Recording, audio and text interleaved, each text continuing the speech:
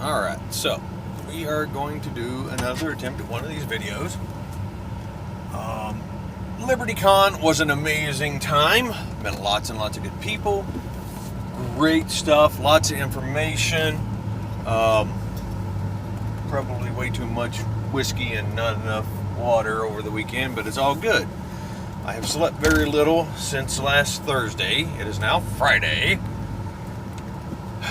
And I have been working my ass off this week, throwing together some stuff, which I started writing without even getting a green light on the proposal, but I got the green light today. So I am working up a story to go into the next anthology for the Four Horsemen universe. So today's been interesting. I have been basically shaking in my boots all day long, just wound up. You ever been in an office environment where the slightest little thing might cause somebody to have a heart attack or just panic and need their safe space? If I would have hooped and hollered like I wanted to, I probably would have caused a lot of chaos in that office today. But it's all good. It's all good. Take a break tonight and then crank it out. I gotta get this shit down and get it done. And but okay, back to the con. LibertyCon is an absolute amazing thing. The number of people that you can just talk to and gather knowledge from, their experiences, what they've done. I mean, sitting there talking with folks like Bill Fawcett and Mike Resnick, David Weber. Granted, I didn't get to pick his brain for too long, but it was just, he's a regular dude. We put our heroes and stuff like that up on these pedestals, and they're just regular people. I mean, I can understand why some, some hit that ego train, others just want to slink away and hide from the world.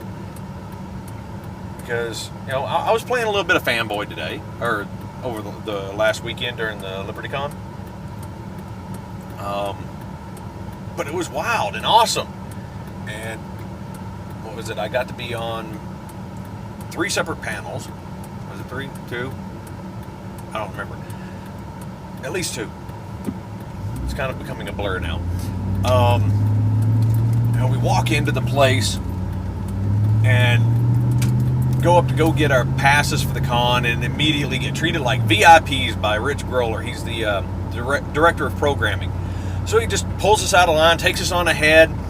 We get our badges, we get our bags, and then he takes us on into the dealer room, where he proceeds to set us down in front of the Copper Dog table, and pulls out, him and Mike Hansen pulled out 2 cases of books and had to start signing. It's like, slave away! That's okay. That's okay. That was new and weird.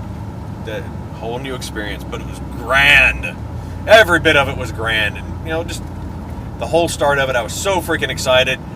I started singing the Hee Haw song because that convention hall echoes so well, and people joined in. Because usually whenever I do it in like a parking garage, the kids hate it. They're like, don't do that, Daddy! No, I'm going to do it just because I can. Can't.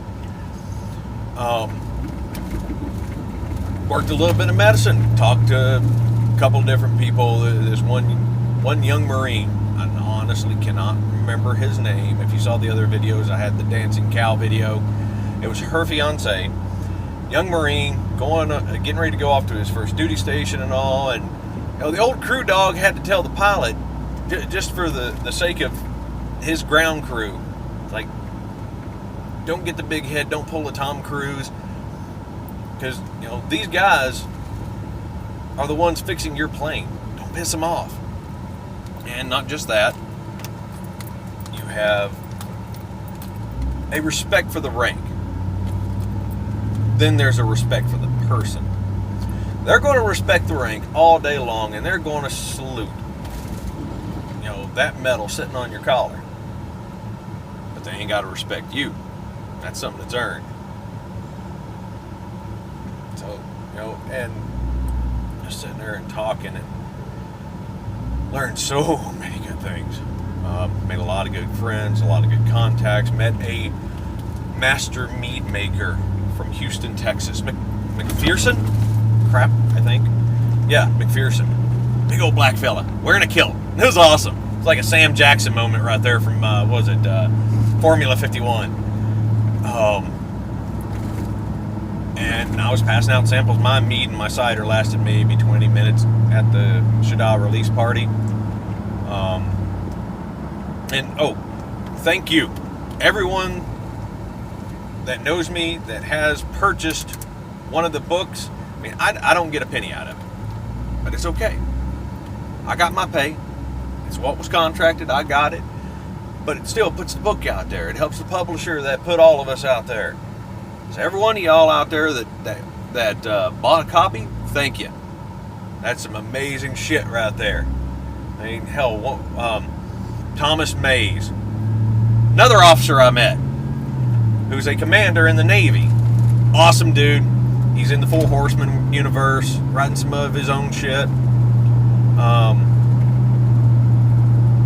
He came to the Shada release party, came in, bought a book. It's like, crap. Okay. He gave me a copy of his book. I had no coin because I took my $50 at the con. I spent my $50 and I was out of coin. It's like when I used to go to, when I'd go to Vegas or any other casino, I'd take my $20, and when my $20 was gone, that was it, because I wasn't going to blow my entire paycheck just going and gambling. Got to pay bills, man. Got to do important shit.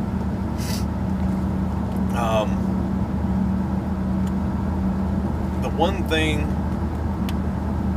okay, I've never been to another con. Well, I was at ChataCon one year, but I was running around doing interviews. I had a press pass, so I wasn't really sitting in any of the panels or anything like that. But LibertyCon last year was my first con ever.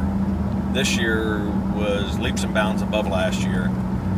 And the one thing that still blew me away is the family-like atmosphere. It's like one huge family reunion. I mean, people get together, they're having a good time, they're talking, they're catching up from what was going on last year. And the amount of wisdom and knowledge that's freely shared. It's not like it's trade secrets or top secret government information. People are sharing the information, passing it on to the next generation of authors and artists, and helping them take the step up. Dan Holyfield, I respect that man's opinions and advice. He is the Obi-Wan. You can find him hanging around, and he will talk to anyone and toss it out. Now, I got nothing to judge by whether his stuff is right or wrong, but still, it clicks. I mean, information is information when it comes down to it. And it's just like doing research. A lot of times I will start with Wikipedia, just because there's stuff already there plugged in. Check out the links it's attached to it, and then start going down the rabbit hole on the internet search on Google for whatever the topic is. And I will compare my notes from these different pages. Now, when I start getting confirming information here and here and here and here, it's like, okay, cool. I can probably take that as truth. You got to weed out the crap, because the internet is full of crap. But the same kind of thing on people's opinions and views and everything else. You have to take that advice with a grain of salt, but take it still. Let it mull around in the back of your head. It may not be good advice, but you never know. It might spur an idea. It might get those squirrels working along and filing things away for you that you can build on later.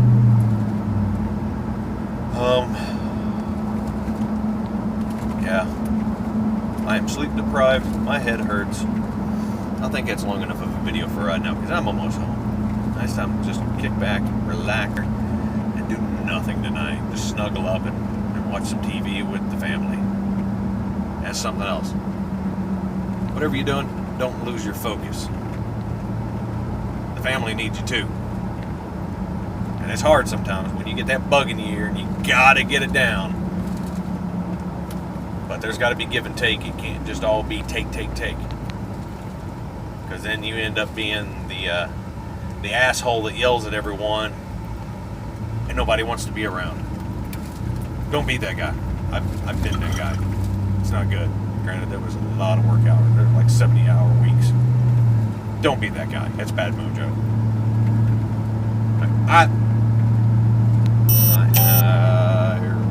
My phone's blowing up. See? Information. Groups. I'll explain groups later. But keep your head up. Keep your pen sharp.